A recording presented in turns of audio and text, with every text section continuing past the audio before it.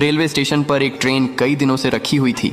एक बड़ा कबूतर उस पर अपना घोंसला बनाता है, फिर उसी घोंसले में अंडे देता है और कुछ दिनों में अंडों से नन्हे चूजे निकलते हैं। कबूतर खुश था। एक दिन कबूतर दाना लेने जाती है, तभी अचानक ट्रेन चल पड़ी और काफी दूर निकल गई। जब कबूतर आती तो देखती है कि ट्रेन वहां नहीं होती है। कबूतर अपने बच्चों को हर तरफ ढूंढने लगती है। ट्रेन जा चुकी थी। कबूतर उदास एक पेड़ पर बैठी होती है। तभी वही ट्रेन उसी स्टेशन पर वापस आई। कबूतर खुश हो गई और फिर कबूतर ने अपना घोंसला पेड़ पर बना लिया और फिर कबूतर रोने लगी।